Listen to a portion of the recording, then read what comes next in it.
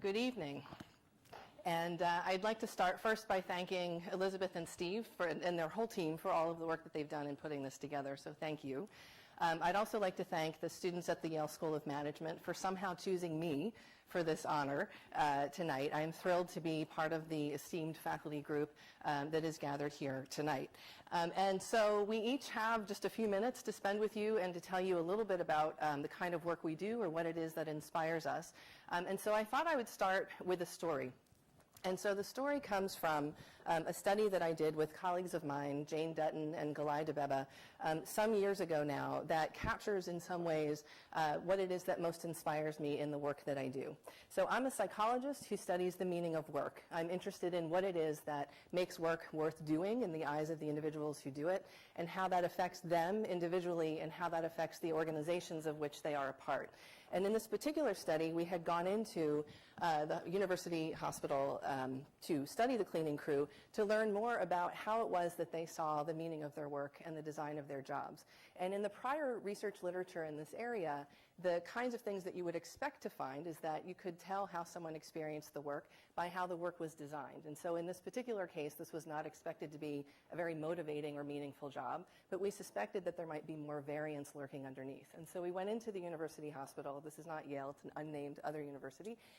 And we engaged in lots of interviews with the cleaning staff, with the administrators of this department, observations of their work, and so on. And in our data, as we analyzed it, we found a puzzle that intrigued us and has led to a lot of subsequent research. And that puzzle was as follows. When we went through and started coding the data, we found that about half of the cleaners we had interviewed described the work as being pretty low-skilled and said, it's just like the cleaning that you do at home. You could come in and just take over our job. It's exactly the same kind of thing. On the other hand, there was another group of cleaners who described the work as being very highly skilled and said this would take years of training to get right to be able to do very well. So this intrigued us, and as we dug deeper into the data, we realized that though both groups of cleaners had the same level of tenure, were working on the same kinds of units, shifts, and so on, they were doing completely different jobs without management's knowledge. So in the first case was a group of cleaners who was doing the job as it was prescribed. They were cleaning their 18 patient rooms every day, the public areas, and so on. And they were hewing to the rule that said that they were not allowed to engage with patients or visitors unless a request was made of them by these groups.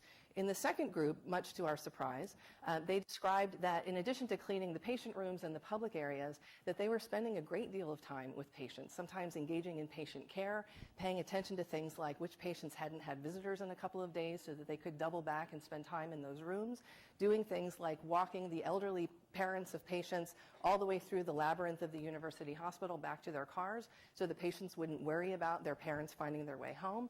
And in the example that's perhaps become best known out of this study, a cleaner who worked on a long-term rehabilitation floor with patients who often arrived in comatose states, who described moving the artwork that was hanging on the walls of the hospital rooms around every so often.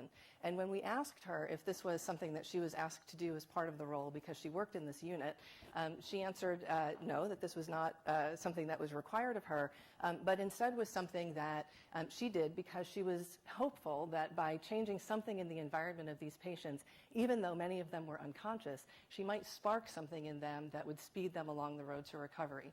And when we asked her again if this was part of her job, what she responded with was, it's not part of my job, but that's part of me. And so in our data analysis, both in this study and in several subsequent studies, what it is that we have called this is job crafting. So this is essentially when people take the job description that they're given in the organizations of which they're a part, and we find this in healthcare organizations, educational organizations, for-profit, non-profit, at all levels of the organization. People deviate from their job descriptions in ways that allow them to see the meaning of the work that they're doing in a different way and to see their own identity in the work in a way that is more inspiring to them. And so in prior work, my colleagues and I have noted that it's the kinds of things that people do to redesign the tasks, the relationships, the interactions that they have on the jobs in ways that completely transform how they see the meaning of what they do. And in fact, in the study that I've just described, one of the questions we asked everyone was, what is your role here in the university? What is your job? And in the first group, they would give us their title as given by the university. And in the second group, they would say things like, I'm an ambassador for the hospital.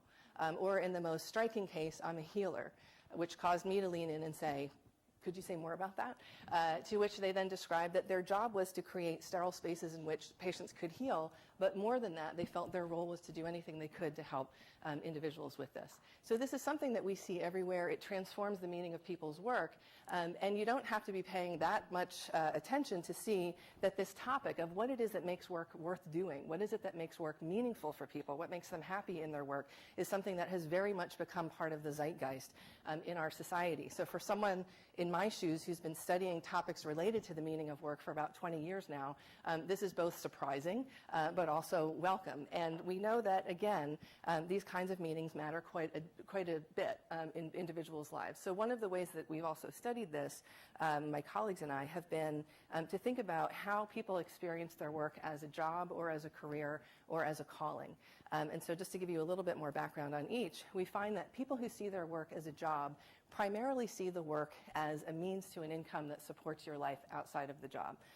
In contrast to this, people who see the work as a career tend to see the work primarily as a means to advancement in the occupation, with the accompanying increases in power, prestige, and so on that come with that. And this is true whether they're moving up within an organization or across different organizations. And both of these orientations are quite in contrast to seeing the work as a calling, where the work is really about the fulfillment that you get from the work itself. You're not working as a means to a financial end or toward career advancement, but rather because you see the work that you're doing as making the world a better place in some way. And we find the effects of this in every occupation that we've studied so far. You can find, whether you're talking about brain surgeons or groundskeepers, people who see their work in each of these ways. And in some ways, they look more similar to each other with respect to their job satisfaction, their life satisfaction, their engagement with work on the basis of the orientation they have than they do on the basis of the kind of job they're in. We've also looked at this across now 10,000 West Point cadets who we have followed over a period of about 14 years and have found that even there, this place where we would all assume that people are going for a calling, that they want to serve the country, this is something that is an end in itself, that there is variance on this and that this ends up mattering from the point of view of how long they remain in the military, how well they do as military officers, and then also whether they make it through West Point in the first place. And so I would leave you all with one question. So many of you here tonight are students, and so you are perhaps spending a lot of time imagining what kind of work you will be doing when you leave here. The rest of us already have jobs and are working and can take this in the current tense. And what I'd ask you to think about is, what is it that makes your work most meaningful, either in the work that you're doing now or the work that you imagine doing? And to think about how you might design in or craft in more of that to transform the meaning of the work you do and your identity in it. Thank you.